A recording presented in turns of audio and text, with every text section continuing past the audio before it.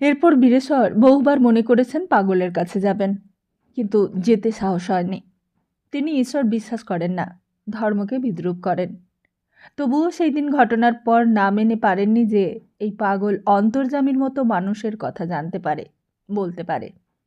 তিনি ভয়ে যাননি। যদি পাগল বলে সে মরেনি, বলে যদি তেমনি অট্ট হাসি হাসে, বললে তো তাকে বন্দুক নয় পিস্তল পকেটে নিয়ে দুনিয়া ঘুরে বেড়াতে হবে। তাকে বের করে ওই বাঘিনীটার মতো গুলি করে মারতে হবে, না হলে আত্মহত্যা করতে হবে নিজেকে। তবে দূরে দাঁড়িয়ে গান শুনে আসতেন। গানগুলি রামপ্রসাদী হলেও গান রামপ্রসাদের নয়। রামপ্রসাদের গানের তখন খুব প্রচলন ছিল। রামপ্রসাদের গান সবাই চেনে এবং জানে। এই গান সম্ভবত ওই পাগলেরই গান। ধর্ম ঈশ্বর মিথ্যে হোক, সিদ্ধপুরুষ বলে যারা খ্যাত তারা বুজরুক হোক ভণ্ড হোক, কিছু তৃষ্ণার্ত আকুল মানুষ আছে যারা মরিচিকার পেছনে ছুটে পাগল হয়ে যায়। বিচিত্রভাবে কিছু কিছু শক্তিও তারা পায় ওই পাগলের মতো। যারা ওই পেয়েই খুশি হয় তারা করে খায় ওই ভাঙিয়েই, আর যারা খুশি হয় না তারাই পাগলটার মতো কাঁদে। পাগল সুস্বর সুদক্ষ গায়ক, হয়তোবা নিজের দুঃখের গান বেঁধে গেয়ে থাকে। গান শুনেছেন, ভুলেও গেছেন। প্রথম দিনের দুকলি মনে আছে, আর আছে আরেক দিনের গান। এইবারের অনেক হান্ত দে মা, মা বলে ধরিলে পায়, তবুও কি তোর নাই ক্ষমা? না হয় এবার খড়গাঘাতে শেষ করে দে মুন্ডু পাতে, মুন্ডুটা ঝুলায়ে হাতে, তাথই তাথই নাচো শ্যামা। এই পাগল তো সেই পাগল। সহিসা বললে দক্ষিণেশ্বরে তারা ওকে দেখেছিল। ওসমান বললে দরকে দরকে আঁকে বস। হ্যাঁ হুজুর, সব বাঙ্গে ধুলো মেখে এলো, আমাদের গাড়ির সামনে দাঁড়িয়ে গেল, তারপর মন্দিরের চূড়োর দিকে তাকিয়ে রইল, আর তারপর যা করে কালীঘাটে গিয়ে ওই ফিরে পালিয়ে আসে। বীরেশ্বর রায় জিজ্ঞাসা করলেন পালিয়ে আসে কেন? ওসমান বললে ও কौन জানে হুজুর, ই তো সিদ্ধাই ফকির, উসকা বাত কোই নেই জানতা। বীরেশ্বর রায় সেই দিন পথে ওই পাগলকে ফেলে চলে আসতে পারেনি। আঘাত লোকটিকে কম লাগেনি, বেশ আঘাত পেয়েছিল। ঘোড়া দুটো লাগামের টানে নিজেদের সামলাতে সামনে পা চারটে তুলে শিরপা হয়ে ডাইনে ঘুরে গিয়ে দাঁড়িয়েছিল। না হলে পাগলের উপর দিয়েই তারা দুর্দান্ত বেগে গাড়িখানাকে টেনে নিয়ে চলে যেত। গাড়িটা হয়তো খানিকটা লাফিয়ে উঠত। বীরেশ্বর রায় ঝাঁকানি খেতেন, কিন্তু লোকটা চাপা পড়ত, মরে যেত। এতে লোকটা চাপা পড়ে মরেনি, কিন্তু গাড়ির বোমের এবং ঘোড়ার মুখের ধাক্কায় ছিটকে পড়ে ঘায়েল হয়ে গেছে। রায় লোকটিকে চিনে পথে ফেলে দিয়ে আসতে পারেনি। তাকে গাড়িতে তুলে নিয়ে ফিটনের পেছনের সিটে শুইয়ে দিয়ে নিজে সামনের ডগ সিটে বসে কলকাতায় এসেছেন। গাড়িটা যখন টালা পেরিয়ে কলকাতা ঢুকছে, লোকটির তখন হুঁশ হয়েছিল। ফ্যালফ্যাল করে তাকিয়েছিল সে বীরেশ্বর রায়ের দিকে। রায় বলেছিলেন, কি কেমন মনে হচ্ছে? সে বলেছিল, তুমি সাক্ষী রইলে তো? কিসের? কীরকম মারলে আমাকে? কিন্তু দেখো, মারলে না, মারতে পারলে না। বাজে বকো না, পড়ে বেহুশ হয়ে গিয়েছিলে। এখন কেমন মনে হচ্ছে? ভালো ভালো। এই পিঠে, হ্যাঁ, এই এইখানে কন্দ করছে। ও কিছু নয়, ভালো হয়ে যাবে। তা আমাকে নামিয়ে দাও না কেন? না, চলো। যাবে তো চৌরঙ্গীর মাঠে? আমি যাব জানবাজার, নামিয়ে দেবো, চলো। তুমি বীরেশ্বর? বীরেশ্বর রায়? হ্যাঁ। কি করে চিনলে আমাকে? সত্যি করে বলবে? সেদিন তো তুমিই বললে। না, তুমিই আমাকে আগে চিনেছিলে। বলো। বলবো? হ্যাঁ। মুহূর্তের মধ্যেই রূপান্তর ঘটে গেল পাগলের।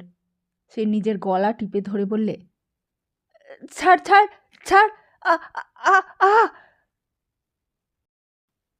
নিজের হাতের মুঠি সে ক্রমশই কঠোর থেকে কঠোরতর করে তুলতে চাচ্ছে। বীরেশ্বর শঙ্কিত হয়ে তার হাত দুখানাকে ছাড়াবার জন্য টেনে ধরলেন। পাগল হাত ছেড়ে দিয়ে ফুপিয়ে ফুপিয়ে কাঁদতে লাগলো। তারপর বললে, বলতে দেয় না, গলা টিপে ধরে। কে? কে আবার? ও ওই ওই মন্দিরে যে আজ এসেছে ওই। পালিয়ে এলে কেন? ভয়ে ভয়ে। আমাকে দেখলি? ছাড় ছাড়। আবার সে নিজের গলা টিপে ধরলে। বীরেশ্বর আবার টেনে ছাড়িয়ে দিলেন। বললেন, থাক, বলতে হবে না। সে গাড়ির কোণে চুপ করে বসে রইল। বীরেশ্বর ভাবছিল ওর কথা। মনে ঘুরছিল শেক্সপিয়ারের হ্যামলেটের কথা। এই পৃথিবীর এবং আকাশে এমন কিছু আছে যা তোমার দর্শনের এবং কল্পনার বাইরে। বীরেশ্বর ওই কোটেশনটা মনে করে সান্ত্বনা পেলেন।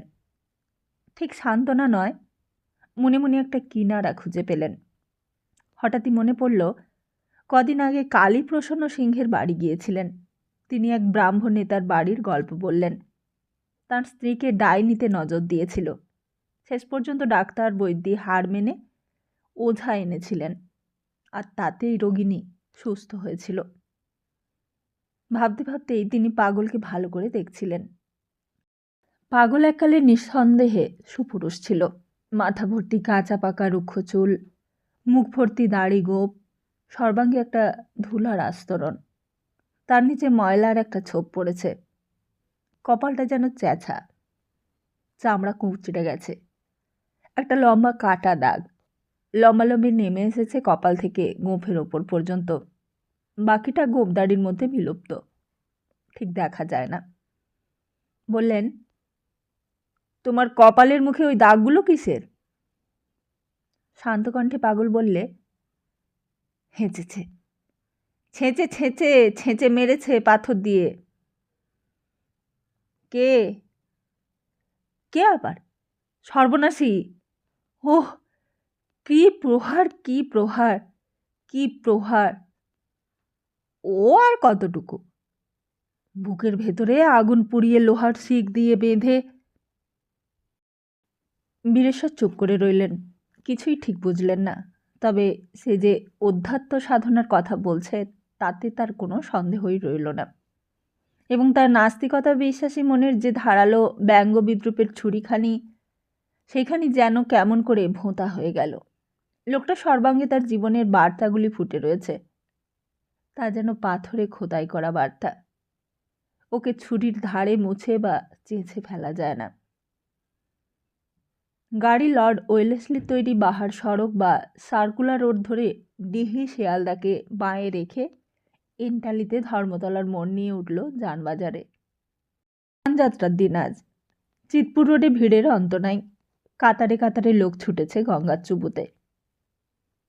এছাড়াও বাবু ভাইরা বাজরা নৌকো পানসি করে চলেছে মাহেশ। তার উপর এইবার রানী রাসমণির মন্দির প্রতিষ্ঠা দক্ষিণেশ্বরে। বাহার সড়কের এই পাশে হিন্দুর অঞ্চল কম। মুসলমান, দেশি, খ্রিস্টান এরাই বেশি। পথটাও ভালো। গাড়ি ধর্মতলার মোড়ে চৌরঙ্গিতের মোড় নিল। রায় ভাবলেন ওকে নামিয়ে দেবেন, কিন্তু লোকটা যেন ধুঁকছে। ক্লান্ত হয়ে চোখ বন্ধ করে কোণে ঠেস দিয়ে বসে আছে। দেখে মমতা হলো বীরেশ্বরের।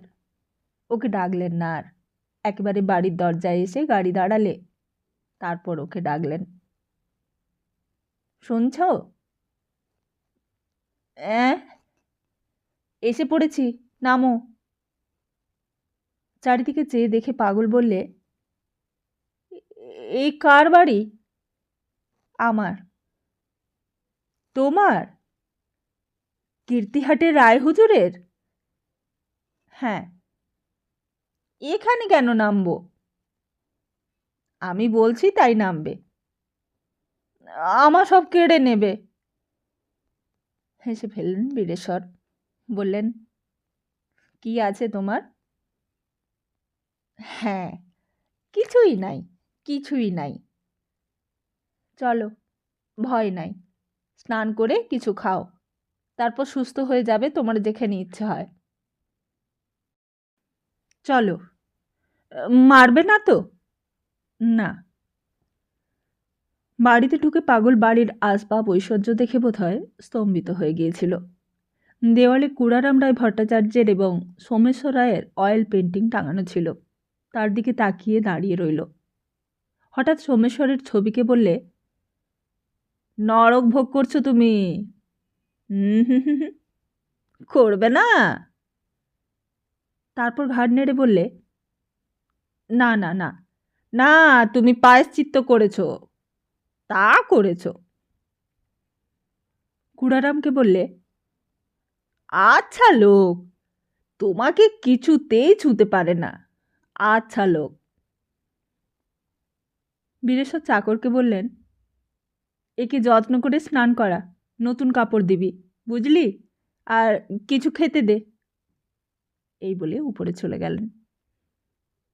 সফিয়া থাকতো নিজের বাড়িতে, বউবাজারে। আসতো সন্ধ্যাবেলা, গাড়ি গিয়ে নিয়ে আসতো। দিনের বেলা বাড়িটায় চাকর বাকরের হাতেই থাকতো, অনেক চাকর। বীরেশ্বর রায় ওপরে গিয়ে প্রথমে এক গ্লাস মদ্য পান করে স্নান করলেন। তারপর খেতে বসবার আগে চাকরকে জিজ্ঞাসা করলেন, পাগলটাকে স্নান করিয়েছিস? খাইয়েছিস? হ্যাঁ। নতুন কাপড় দিয়েছিলি? দিয়েছি, তা ছিঁড়ে আধখানা করে পড়েছে। কি করছে? ওই মেঝের ওপর শুয়ে ঘুমিয়ে গিয়েছে। তাহলে এখন ঘুমো, ওকে ডাকিস না। এরপর রায়ও ঘুমিয়েছিলেন। ঘুমের জন্য তার শরীরও কাতর হয়েছিল। কলকাতার ফ্যাশনে সেকালে বিদগ্ধ এবং ধনী সমাজের কেউ রাত্রি 12টা-1টার আগে শুতেন না। উঠতেন বেলা 10টায়। রায় সোফিয়াকে নিয়ে জেগে থাকতেন 2-3টে পর্যন্ত। মেহফিল হতো, বন্ধুবান্ধব জুটত, তারা বিদেয় হতো 12টায়। তারপর সোফিয়া আর তিনি উল্লাস করতেন, উন্মত্ত উল্লাস। সোফিয়া ক্লান্ত হতো, তিনি হতেন না। মধ্যে মধ্যে সোফিয়া বলতো, মেরি মালিক, বাতাও, হুকুম দাও তো বাদি একটা কথা বলে। বলো বলো, 2, 4, 10, 20 যত তোমার দিল চায় বাতাও। এই যে তুমি তোমার শরীরকে বিলকুল বরবাদ করছো মালিক, এমন করলে শরীর তোমার কদিন টিকবে? যতদিন টেকে। যদি বেমারি হয়, যদি ভেঙে পড়ে যাও, তো জহর পিকের মার যাউঙ্গা। এই বলে হা হা করে হেসে উঠেছিলেন। তারপর বলেছিলেন, কি তুমি মদকে গেছো? ক্লান্তভাবে হেসেছিল সোফিয়া। রায় বলেছিলেন, তাহলে বলো তোমার সঙ্গে আরও 1-2জনকে আনি। সোফিয়া বলেছিল, না। কিন্তু রায় মানেননি। সন্ধ্যার আসরেই সোফিয়ার সঙ্গে নিত্য নতুন একজনকে আনবার ব্যবস্থা করেছিলেন। জীবনে প্রচুর সম্পদ পেয়েছিলেন তিনি এবং জেনেছিলেন নারী শুধু ভোগেরই সামগ্রী। ভালোবাসা, একনিষ্ঠা ওসব মিথ্যে, সব মিথ্যে। সুতরাং ভোগের বিষয়ে তিনি উন্মত্ত হয়ে উঠেছিলেন। রাত্রি 3টের আগে তার দেহ মন ক্লান্ত হতো না, তাই উঠতেও দেরি হতো। 10টার আগে নয়, 12টাও হয়ে যেত এক এক দিন। আজ সকালে উঠতে হয়েছিল রানীজির মন্দির প্রতিষ্ঠা নিমন্ত্রণ রক্ষার জন্য। ফিরে এসে খেয়ে গভীর ঘুমে আচ্ছন্ন হয়ে পড়েছিলেন। হঠাৎই ঘুম ভাঙল গানের সুরে। ঘুমের ঘোরের মধ্যে কয়েক মুহূর্ত তিনি ঠিক বুঝতে পারছিলেন না, আর তারপরেই মনে হলো পাগলের কথা। এ সেই পাগল যে গাইছে, সেই কণ্ঠস্বরই বটে। কিন্তু আজ আর সেই গান অর্থাৎ রামপ্রসাদী সুরে মনের কথার গান নয়। ঘরের দরজা জানালা বন্ধ ছিল, টানা পাখা চলেছে, কিন্তু তাতেও যেন অসহ্য গুমোট। দেহে অবসাদ, চোখের পাতায় ঘুমের জরিমার সঙ্গে মদের ঘোর রয়েছে। পাগলের সুরের খেলা মৃদুধ্বনিতে কানে আসছে। ধীরে ধীরে তিনি বুঝলেন মিয়াকি মল্লারে আলাপ করছে পাগল। পাগলেরও বোধহয় এই গুমট গরম অসহ্য বোধ হয়েছে। 31 মে, জ্যৈষ্ঠের অর্ধেক চলে গেছে। আজ 20 দিন বিন্দু বর্ষণ হয়নি, মেঘে ঝড় উঁকি মারেনি। পৃথিবী যেন পড়ছে, ঝলসাচ্ছে। তবু বিকেলে একটা ঝোড়ো হাওয়া বয়, ঠান্ডা জলো ভারী হাওয়া, তাও 2 দিন থেকে বন্ধ। পাগল মিয়াকি মল্লার সাজছে বোধ হয় মেঘ জলের জন্যই। বীরেশ্বর একটু হাসলেন, কিন্তু সেই হাসি শেষ হতে না হতেই তিনি চমকে উঠলেন একটা দৃপ্তিতে। বদ্ধ দরজা জানালা ঘরেও একটা রূঢ় তীব্র আলোর আভাস চকিতে ফুটে উঠে মিলিয়ে গেল। আর সঙ্গে সঙ্গেই বিকট গর্জনে মেঘ ডেকে উঠল। তিনি উঠে পড়লেন বিছানা ছেড়ে। উঠে গিয়ে পশ্চিম দিকের রাস্তার ধারে জানালাটা খুলে দাঁড়ালেন। সুরেশ্বর বললে, সুলতা, এই বাড়িটা তখন আকারে ছোট ছিল। এই যে দিকটায় এই বারান্দা এবং তার কোণের ঘরগুলো যেখানে আমরা বসে রয়েছি, এগুলো তখনও হয়নি। পূব দিকের আর উত্তর দিকের ওই এল শেফের বাড়ি ছিল। এই দিকটা ছিল একতলা, আর বীরেশ্বরায় শুতেন পূব দিকে, উইংয়ের শেষ ঘরখানায়। অর্থাৎ 3 দিক খোলা পেতেন, পশ্চিম, পূর্ব এবং দক্ষিণ। উত্তর দিকের বড় হলটা ছিল তার মজলিসের ঘর, আর ওই শোবার ঘরে এখনও তার মেহগনি কাঠের খাটখানা আছে। ওখানেতেই বাবা শুতেন। মা কখনো ও ঘরে শোননি, ওই খাটখানার জন্যই। বাবাও খাটখানা পাল্টাতে দেননি। সে যাগে, সেসব কথা এখন থাক। ওই ঘরখানারই দক্ষিণ পশ্চিম কোণের একটা জানালা খুলে তিনি দাঁড়িয়ে একেবারে মুগ্ধ হয়ে গিয়েছিলেন সেই দিন। ওই মেঘ দেখে তিনি বিমুগ্ধ হয়ে গিয়েছিলেন। তার খাতায় মেঘের বর্ণনা আছে। তিনি বলেছেন, এমন বিস্ময়কর কালো মেঘের পুঞ্জ আমি আগে কখনো দেখিনি। অসাধারণ। এই মেঘটি মেঘেদের মধ্যে রাজা, পুষ্কর, সোমবর্ত প্রভৃতিরও। ঘন কালো দিগন্ত থেকে দিগন্ত পর্যন্ত বিস্তার করে দিয়েছে আপনাকে। ফুলছে, ফাঁপছে, চলছে চলছে বায়ুকোণ থেকে অগ্নিকোণে। গম্ভীর থমথমে রূপ, নাদির শাহ চেঙ্গিজ খাঁয়ের মতো গম্ভীর মন্থর গতিতে রাজকীয় মহিমায় চলছে। হঠাৎ আবার একটা বিদ্যুৎ চমকে উঠল। দক্ষিণে তখন গ্রেভইয়ার্ড রোড, মানে এখনকার পার্ক স্ট্রিট পর্যন্ত সবই বস্তি। গ্রেভইয়ার্ড রোডের ওইদিকে জঙ্গল। গোটা দক্ষিণটায় গাছের মাথা আর মেঘে মাখামাখি। বিদ্যুতের চমকটায় সবটাই যেন চকচক করে উঠল। তার চোখ ধাঁধিয়ে গেল। তিনি জানালাটা বন্ধ করে দিলেন। নিচে থেকে পাগল তখন মিয়াকি মল্লারের আলাপে ধরতার প্রাথমিক বিলম্বিত লয় সেরে দ্রুত লয়ের পর্যায়ে প্রবেশ করেছে। বীরেশ্বরায় আপনার সঙ্গীত জ্ঞান অনুযায়ী তীক্ষ্ণ বিচারে পাগলের আলাপের বিশ্লেষণ এবং বিচার করছিলেন। হঠাৎ তার মনে হলো, পাগলের গানের শক্তিতে এই মেঘটা উঠল নাকি? আজ সকাল থেকে যা ঘটেছে, যা দেখেছেন, এবং পূর্বে পাগল যেই শক্তির পরিচয় দিয়েছে, তাতে এ অঘটন সেই ঘটিয়েছে বলেই তার মনে হলো। সঙ্গীতে তার অনুরাগ ছিল অসাধারণ।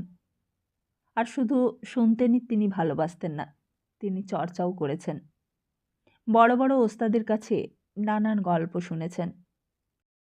সঙ্গীতশাস্ত্রে সব থেকে বেশি গল্প দীপক আর মেঘমল্লার নিয়ে প্রচলিত। ঊনবিংশ শতাব্দীর নাস্তিক্যবাদী বীরেশ্বর তার জ্ঞান বুদ্ধিমতো এই সবে অবিশ্বাস করেও শেষ পর্যন্ত কুল হারিয়ে বসলেন। তিনি আবার একবার শুনলেন আলাপ। নিখুঁত আলাপ করছে পাগল। আর শুধু ব্যাকরণেই নিখুঁত নয়, পাগলের রামপ্রসাদী গানে যে আশ্চর্য অকৃত্রিময় প্রাণধর্ম থাকে, তাও এতে রয়েছে। পাগল সিদ্ধ গায়ক।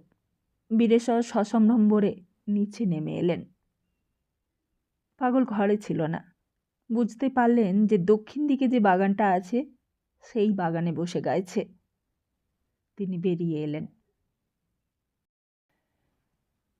কুড়ারাম রায় ভট্টাচার্য যে বাড়িটা করেছিলেন সেটা আকারে বড় ছিল না। একটু আগেই তা বলেছি সুলতা, যে পূর্ব এবং উত্তর দিকের উইং দুটো পুরনো, পশ্চিম এবং দক্ষিণের উইং পরে তৈরি হয়েছিল। এই দক্ষিণ দিকে ছিল তখন বাগান। কলকাতার বনেদি বড়লোকদের বাড়িতে এখনও কিছু কিছু সেই কালের বাগানের অবশেষ রয়েছে। ছোট পুকুর, বাঁধানো ঘাট, বসবার বেদি, ঝাউয়ের সারি, অনেক অযত্ন সত্ত্বেও ঊনবিংশ শতাব্দীর ভাঙা কুঞ্জবনের মতো বেঁচে রয়েছে। সেই কুঞ্জ সেই কালে রায়বাড়িতে প্রথম পত্তন করেছিলেন সোমেশ্বর রায়। তাকে সমৃদ্ধ করতে তখন শুরু করেছিলেন বীরেশ্বর রায়। এই কয়েক বছর অর্থাৎ 1849 থেকে 1855 সালের মধ্যে তখন রায়বাড়ির ছোট বাগানটিকে সজ্জায় বেশ একটু ভারী করে তুলেছিলেন। বাঁধা ঘাটের ওপর চাতালটা আগাগোড়া মার্বেল দিয়ে বাঁধিয়েছিলেন, আর ঠিক মাঝখানে ছিল একটা আটকোনা প্রশস্ত বেদি, আর সেটিকে ঘিরে অনেকগুলি বসবার আসন। সেই মাঝখানে বেদির উপর বসে পাগল মেঘের দিকে তাকিয়ে বিভোর হয়ে মিয়া কি মল্লার ভেজে চলেছিল। তিনি তার গানে ব্যাঘাত সৃষ্টি করেননি। একটু শুনে হঠাৎই কি যেন মনে ভেবে নিয়ে ফিরে এসেছিলেন বাড়ির ভেতর, এবং একটা তানপুরো নিয়ে সেটাকে বেঁধে তৈরি করে নিয়ে ফিরে গিয়ে পাগলের পেছনে বসে তাতে সুর তুলেছিলেন। পাগল একবার ফিরে তাকিয়েছিল, ওই একবারই। তারপরেই মেঘ ডেকে উঠল, বৃষ্টি এলো ছিটে ফোঁটা, আর তারপর একবার মোটা ধারায় প্রবল বেগে। হঠাৎই থেমে গেল। বীরেশ্বরাই ভিজেছিলেন। একটা চাকর ছাতা এনে তার মাথার উপর ধরেছিল। তিনি বলেছিলেন, না। লোকটা কিন্তু দাঁড়িয়েই ছিল। বৃষ্টি হঠাৎ থেমে যেতেই সে বললে, হুজুর। কথার উত্তর দেননি বীরেশ্বর। সে বলেছিল, হুজুর, শিল হবে, শিল হবে হুজুর। বলতে বলতে সত্যি শিল পড়তে শুরু করেছিল, ছোট ছোট কাঁকড় পাথরের মতো। আর পাগলের গান তখন শেষ হয়েছে। সে আকাশের দিকে তাকিয়ে আছে।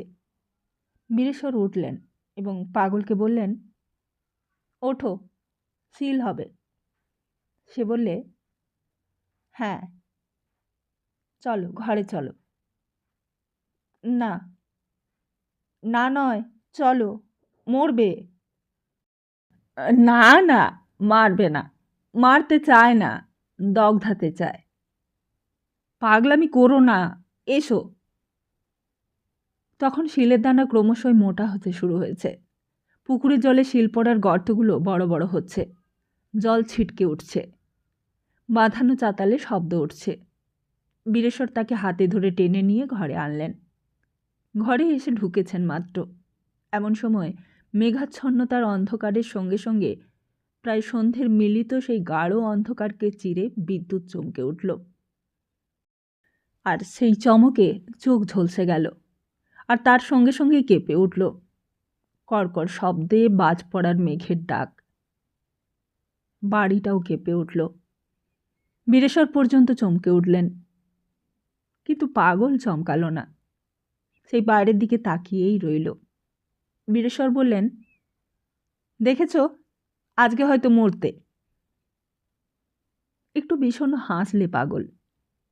বীরেশ্বর বললেন, তোমার ওপরেই পড়তো। পাগল ঘাড় নাড়লে না। তুমি মল্লার গাইছিলে, এমন গান তুমি শিখলে কার কাছে? শিখলাম। কার কাছে? হ্যাঁ। অতি বিষণ্ণ করুণ কণ্ঠে পাগল বললে, শিখলাম। গোড়াতে শিখেছিলাম বাবার কাছে, তারপর ওস্তাদের খোঁজ পেলেই ছুটতাম পেছনে, ঘুরতাম।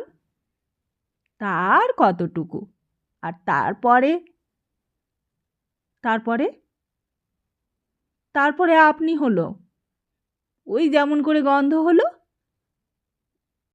এটা এলো ওটা এলো, গানও এলো। আমি খেপে উঠলাম, গান বেঁধেছিলাম। আর তুই পালাবি কোথা, আমি হয়েছি তাল গাছের মাথা। এই বলে চুপ করে গেল পাগল। বীরেশ্বর বললেন, তুমি এমন গান জানো, এত বড় গাইয়ে? আজ তুমি মল্লার গিয়ে বৃষ্টি আনলে? না না না, মেঘ দেখে আমার ভালো লাগলো। আচ্ছা, মেঘ, রাজা মেঘ, বুঝেছ? রাজা মেঘ এমন দেখা যায় না, তাই দেখে মনে হলো, তাই গাইলাম, বুঝেছ? আমি পারবো কি করে? সে পারতো তানসেন শুনেছি, এসব তো তারই কাণ্ড। তাকে যে ধরতেই পারলাম না, আছড়ে ফেলে দিলে আমাকে, বুঝেছ? আহ আহ আহ আহ, ছাড় ছাড় ছাড়। আবার পাগলামি উঠল তার। সে নিজের গলা নিজেই টিপে ধরে প্রায় শ্বাসরুদ্ধ করে ফেলবার চেষ্টা করতে লাগলো। বীরেশ্বর দুপুরের মতোই তার হাত দুটো ধরে সজোরে টেনে ছাড়িয়ে দিলেন। পাগল মাথা ঠুকতে লাগলো। বীরেশ্বর তাকে দুই হাতে জড়িয়ে ধরলেন। এইবার ছাড় আমাকে, ছাড় ছাড়। বীরেশ্বর অনুভব করলেন পাগলের দেহে যেন হাতির বল, কিন্তু তবুও সে বৃদ্ধ জীর্ণ দেহ। কত মুহূর্ত পর মনে হলো লোকটা নিথর হয়ে গেছে। তিনি বিস্ময় অনুভব করে তাকে ছেড়ে দিলেন। সে জড়বস্তুর মতো গড়িয়ে পড়ে গেল। পাগল অজ্ঞান হয়ে গেল। তিনি বললেন, জল, জল আনো। চাকরেরা দুজন কাছেই দাঁড়িয়েছিল। তাদের একজন ছুটে গিয়ে জল আনল। লোকটা চোখে মুখে জল দিয়ে চেতনা ফিরল বটে, কিন্তু সে নিঝুম হয়ে পড়ে রইল, যেন সব শক্তি তার নিঃশ্বসিত হয়ে গেছে। আর ওদিকে বাড়িতে তখন সাড়া পড়ে গেছে। তেলবাতি আগেই হয়ে গেছে, তাতে আলো জ্বলছে, সুগন্ধি ধূপ পোড়ানো হচ্ছে, ফরাসি হুঁকোতে এই বেলা জল ফিরিয়ে ঠিক করা হচ্ছে। সারি সারি কক্ষেতে কাঠগড়ার তামাক সেজে রাখছে ছিটমহলে চাকরেরা। সন্ধে লেগে এলো বলে। আর কিছুক্ষণ পরেই সফিয়াবাই আসবে, আসর বসবে। নায়েবখানার নায়েব আকাশের দিকে তাকিয়ে চিন্তিত হয়ে উঠলেন। এখনও শিলাবৃষ্টি হচ্ছে, বর্ষণও কম হয়নি। রাস্তাঘাটে জল জমেছে, কাদা হয়ে উঠেছে চারিদিক। সাহেবান লোকেদের এলাকাগুলো খোঁয়ার রাস্তা, পরিষ্কার পরিচ্ছন্ন, আর বাকি কলকাতার রাস্তাঘাট ধুলো আর গঙ্গা তীরের মাটি, দুই পাশে জবজবে নালা। এতে কি আর ঘোড়ার গাড়ি যাবে? অথচ সফিয়াবাইকে আনবার ব্যবস্থা করতে হবে। কি যে মতি হলো বাবুর! মতির আর দোষ কি? এ তো এখন আমিরই রঙ্গ। যে আমিরের বাই নাই, সে আবার আমির নাকি? আর তাছাড়াও বীরেশ্বরবাবু তো বিয়ে করে প্রথম কবছর এখানেই ছিলেন। সে জীবনও তো তিনি দেখেছেন। সেই নবীন বয়স 18 কিংবা 19। আর এই কলকাতার সমাজ, এই হালচাল, এর মধ্যেও গঙ্গা জলের মতো পবিত্র জীবনযাপন করেছেন। স্ত্রী অন্তঃপ্রাণ। ঘরের দরজা জানালা বন্ধ করে স্ত্রীকে নিয়ে গান বাজনা করেছেন। চাকর বাকর কারুর ত্রিসীমানাতে যাবার হুকুম ছিল না। সেই মানুষের যে কি হলো, এই হয়ে গেলেন। তাঁর ধারণা ওই যে এখান থেকে কীর্তিহাটে গেলেন বউ নিয়ে, বিবি মহল তৈরি করে বাস করতে লাগলেন। বাপের সঙ্গে বনল না, বাপ ঠিক ছেলেকে বিশ্বাস করলেন না, বেশি বিশ্বাস করলেন নিজের জামাইকে, তাতেই সর্বনাশটা ঘটল। আর ওই কুঠিয়াল জন রবিনসন, ওই সাদা চামড়া ইংরেজ, 7 সমুদ্র 13 নদী পেরিয়ে এদেশে এসে ভেলকিবাজিতে দুনিয়া দখল করে বসল। ওদের অসাধ্য কিছু আছে নাকি? আকণ্ঠ মদ গিলে আর ওসব জাতা মাংস খেয়ে ওরা যেমন দৈত্যর মতো খাটে, তেমনি বেলেল্লাপনা করে নিজেদের মেমেদের নিয়ে। জোড়ায় জোড়ায় দিগে বন্দি হয়ে বুকে বুক ঠেকিয়ে কোমর ধরে নাচে। কুঠিয়ালগুলোর তো রোজ এই দেশি নতুন মেয়ে ছেলে চাই। সে কালো না ফর্সা, যুবতী না আধবয়সী, সে দেখবারও চোখ থাকে না মদের ঘোরে। সেই ছোঁয়াচেই লোকটি এমন হয়ে গেল। ঘোড়ায় চেপে জন সাহেবের কাছে যাওয়া, জঙ্গলে বাঘ শিকার করা, নদীর মোহনায় কুমির শিকার করেই বা মন মানবে কেন? আর সেই বৌমাটি, তাকে নায়েব দেখেছেন, সে তো সাক্ষাৎ দেবী। চোখ মুখের দিকে তাকালেই মনে হয় তার পায়ে লুটিয়ে পড়তে। সে মেয়ের এসব সহ্য হবে কেন? আর তাছাড়াও সে বিয়েতে গিয়েছিল, শুনে এসেছে সেই মেয়ে এক সাধুর কন্যা, সিদ্ধ সাধক ছিলেন তার বাপ। সেই কন্যার এসব পাপ সংসর্গ, দুষ্টু স্বামী সঙ্গ সহ্য হবে কেন? সে জলে ডুবে পরিত্রাণ পেলে। তারপর আর কি, বাধাবন্ধহীন হয়ে বীরেশ্বর রায় তুফানে ঝাঁপ খেয়েছেন। জীবনের একটা দিন শান্ত হয়ে শুদ্ধ হয়ে শুকনো মাটির বুকে বসে থাকা তার সহ্য হলো না।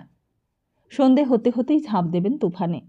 লোকে বাগান বাড়ি যায় স্ফূর্তি করতে, গঙ্গার বজরায় আসর পেতে ফুর্তি জমায়। কেউ যায় বা খাস বাইজি বাড়ি, কোসবির বাড়ি, আর বীরেশ্বর রায়ের বসত বাড়িতেই আসে বাইজি। বাপ সম্পত্তি দেবোত্তর করে গেছেন, এসব তাতে নিষিদ্ধ ছিল। কিন্তু তাই বা আর কে বলে, কে বা দেখে? ভগ্নিপতি জামাইবাবু বিমলাকান্ত ছিলেন অন্য একজন সেবায়েত, কিন্তু তিনি তো স্বেচ্ছায় সব ছেড়ে দিয়ে চলে গেছেন কাছি। কীর্তিহাট থেকে এসে কিছুদিন পর্যন্ত ছিলেন কলকাতায়। ছেলে কমলাকান্তকে হিন্দু কলেজে ভর্তি করে দিয়েছিলেন। তা নায়েব জানে।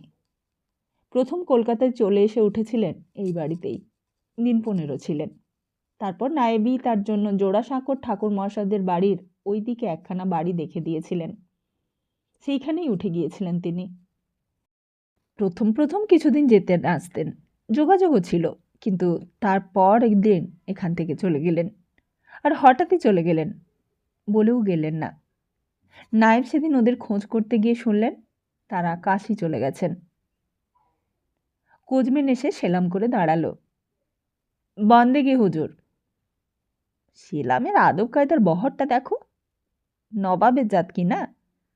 কথায় কথায় বলবে অমুক জায়গার নবাব, আর তার চাচার শ্বশুরের ফুফুর দুধ ভাইয়ের নানার পোতা, সোয়ের বউয়ের বকুল ফুলের বোনপো বউয়ের বঞ্ঝি জামাই।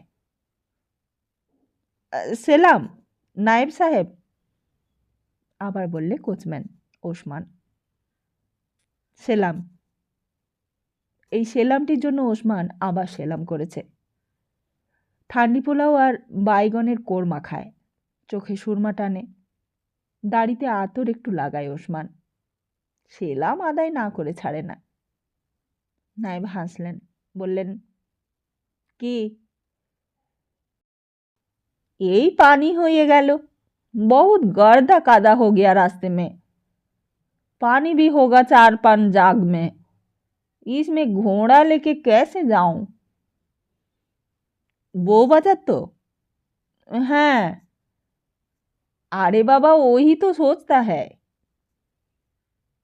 गर्दा में कादा में घोड़ा नहीं चलेगा, कोई जगह गाड़ा उड़ा होगा तो पाए जख्म हो जाएगा, इतना दामी जानवर बिल्कुल बर्बाद हो जाएगा। ताकि हम जाएगा, पालकी भेजिए ना, कहा लोग तो बैठ के खाता है। तब बोला दो महावीर सिंह को। ওসমান চলে গেল। নায়েব আবার আকাশের দিকে তাকালেন। শিল থেমে গেছে, আকাশ মেঘ ফিকে হয়ে কাটতে শুরু করেছে। সূর্যাস্তের রং লেগেছে, রাঙা ছোপ ধরেছে। সেই ছোপ দ্রুত ওপরের দিকে ছড়িয়ে পড়ছে। নিচের রং গাঢ় থেকে গাঢ়তর লাল হয়ে পাটকিলে রঙে দাঁড়িয়েছে। মধ্য আকাশে মাঝে মাঝে বেরিয়ে পড়ছে নীল আকাশের টুকরো। মহাবীর এসে কাছে দাঁড়ালো। नायब बोलें, बेहारा पालकी भेजो बउबाजार, और तुम लोग 4 आदमी जाओ, बीबी को ले आओ, और सारेंगीदार तबलची पैदल आएगा। हाँ समझा? जी हुजूर। মহাবীর চলে যাচ্ছিল। এমন সময় হুম হুম করে একখানা ভাড়ার পালকি এসে ঢুকলো বাড়ির হাতার মধ্যে। বেহারার হাঁক শুনে নায়েব খোলা জানালা দিয়ে বাইরের দিকে তাকিয়ে দেখলেন একখানা ভাড়ার পালকি এসে ঢুকেছে। পালকিখানা এসে সিঁড়ির নিচে নামলো। তারপর ভেতর থেকে নামলেন কীর্তিহাটের ম্যানেজার নায়েব গিরীন্দ্র ঘোষাল। শশব্যস্তে এখানকার নায়েব বাইরে বেরিয়ে গেলেন। আসুন আসুন, হঠাৎ আপনি? কোনো খবর নেই এমন। ঘোষাল বললেন, এলাম একটা জরুরি খবর। মালিক কোথায়? এই তো বোধহয় ওপরে গেলেন। সারাদিন এক পাগল নিয়ে পড়ে আছেন। পাগল নিয়ে? পাগলই বটে, সিদ্ধ পুরুষও বটে মশাই, বুঝেছেন? তা কীরকম? কীরকম? আজ দেখে তাকে তাগ লেগে গেল। রোদে পুড়ে যাচ্ছিল, জল ঝড় 1 মাসের ওপর ছিল না। আজ একেবারে দেখছেনই তো চোখে, জলে ঝড়ে শিলাবৃষ্টিতে পৃথ্বী শীতলাভব হয়ে গেল। পাগল জল আনলে মশায়, বুঝেছেন?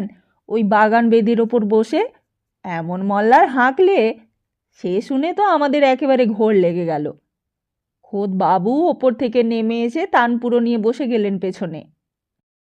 ব্যাস, তারপরে বিদ্যুতের ডাক, ঝমঝম করে বৃষ্টি, আর তারপর শিলাবৃষ্টি। ভাগ্যে বাবু জোর করে পাগলারটাকে টেনে এনে ঘরে ঢুকিয়েছিলেন। যেমনি ঘরটিতে ঢুকেছেন অমনি বজ্রপাত। তাই নাকি? আমি তখন সবে গঙ্গার ঘাটে নেমেছি। ঝড়ে নৌকো সামাল সামাল হয়েছিল, ডুবেই প্রাণটা হয়তো যেত বোধ হয়। তা মাঝি ব্যাটার দারুণ, মাঝি তো ভিড়িয়ে ফেললে। কত দূর পর্যন্ত মেঘ পেয়েছেন? ওই দক্ষিণে তো গেল, কলকাতা ঢোকা পর্যন্ত আকাশ ফটফটে। হেঁড়ে কোণে মেঘ উঠেছে, উঁকি মারছে, আর তাই নজরে পড়ল খিদিরপুরের ওই মাথায়। তা বললাম, বেয়ে চল বেটারা, জলদি চল জলদি। নিমাই মাঝি বললে, কুলে ভিড়ায় নায়েবকর্তা, উ যে মেঘ, উড়ে বিশ্বাস নাই। যদি রদ হাঁকায় তো দেখতে দেখতে ঢেকে দেবে। তা বললাম, সি হবে না রে বেটা, মরতে মরতে কলকাতার ঘাটে পৌঁছতে হবে এই আজই। বাবু বাই নিয়ে মজলিসে বসলে কাল 12টা পর্যন্ত আর দেখা হবে না। আমি কাল সকালেই ফিরব। মরি মরি আর বাঁচি বাঁচি, চল। তবে একটা হাল ধরেছিল বটে, মুঠো বটে, সোনায় হাত বাঁধিয়ে দিতে হয়। ঘাটে নৌকো লেগেছে আর জল পড়তে লাগলো, আর তারপরেই শিল। থামতেই উঠে পালকি ভাড়া করেছি, দুনো দেবো বলেছি। কথাটা ঘুরে গেল। কলকাতার নায়েব হেরম্ব ঘোষ পাগলের কথা পাশে রেখে দিলেন। ঘোষাল মশাইয়ের কথার মধ্যে জরুরি কিছু আঁচ পেয়েছে। সে বললে, কাল সকালে ফিরবেন? রাত্রেই দেখা করবেন বাবুর সঙ্গে? এই এক্ষুনি হলেই ভালো হয়।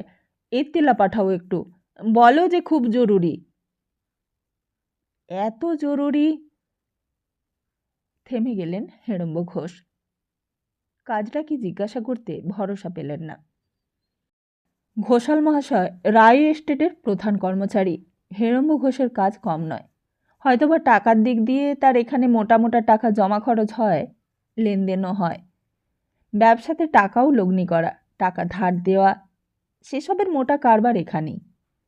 কিন্তু ঘোষাল মহাশয় 2 মাস অন্তর এসে সমস্ত হিসেব নিকেশ দেখে খাতায় সই মেরে যান। আর তাছাড়াও সোমেশ্বর রায়ের দেবোত্তরের ট্রাস্ট দলিলে তিনি একজন অ্যাডভাইজার। তিনি ছুটে এসেছেন, এক্ষুনি দেখা করবেন। কাল সকালেই তিনি ফিরে যাবেন। এ কাজ খুব জরুরি। তার উপর তিনি নিজে যখন এসেছেন তখন কাজটা গোপনীয় বলেই মনে হচ্ছে। জিজ্ঞাসা করতে গিয়েও হেরম্ব ঘোষ পারলে না। ঘোষাল বললেন, এ যদি হয়, মানে কাজটা, খেয়া যদি ঘরে ঢুকোতে পারি তবে রায়বংশে লক্ষ্মী রাজলক্ষ্মী হলেন, আর অচলা হলেন। বলেন কি? হ্যাঁ। একজন চাকর এসে রূপো বাঁধানো হুকোতে কক্ষে জড়িয়ে ঘোষালের সামনে বাড়িয়ে ধরলে। হুকো নিয়ে তাতে টান দিয়ে ঘোষাল বললেন, তুমি যাও ঘোষ, বাবুকে বলে এসো এক্ষুনি, আর বলবে মহিষা দলের কথা, খুব জরুরি। ঘোষ বললে, মহিষা দল?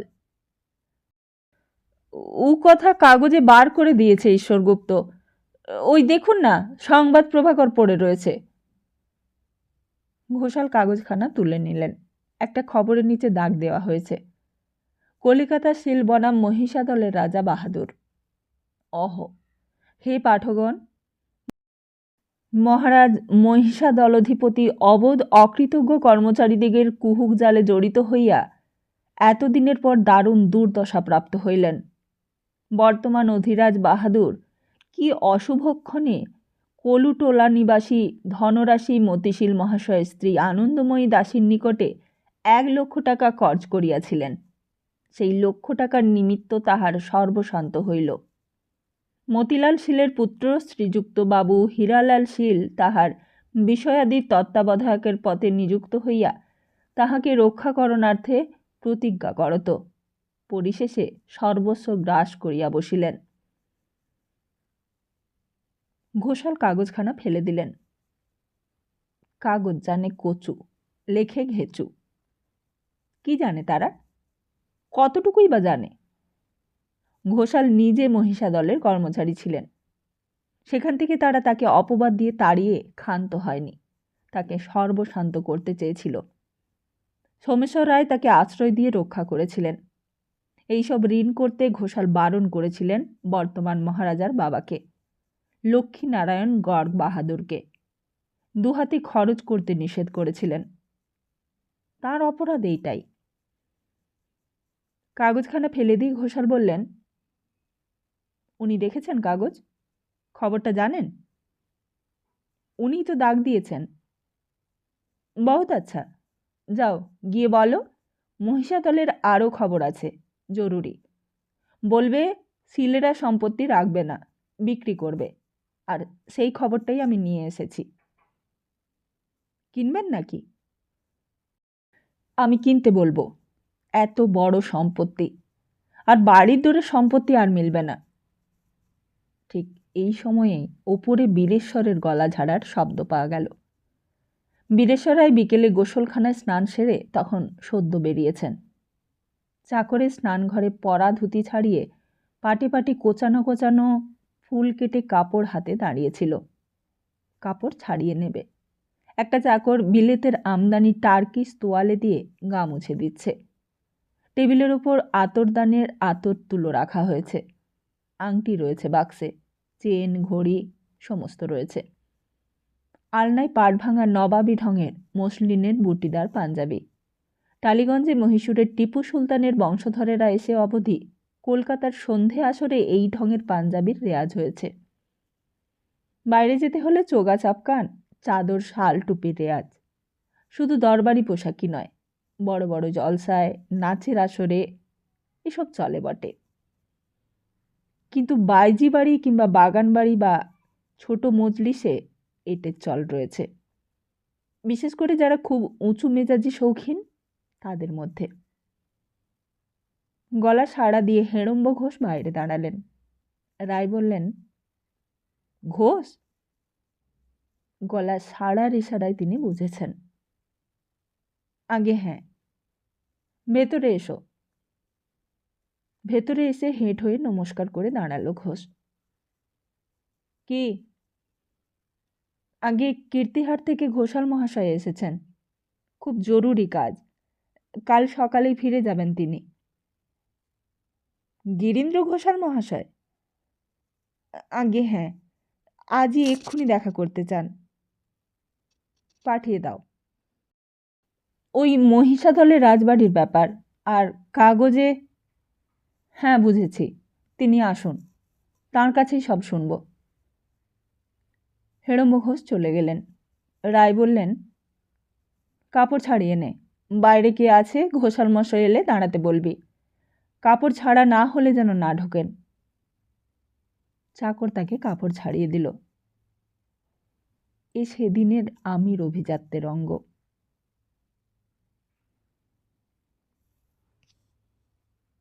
তাহলে আজকের মতো এখানেই শেষ করি।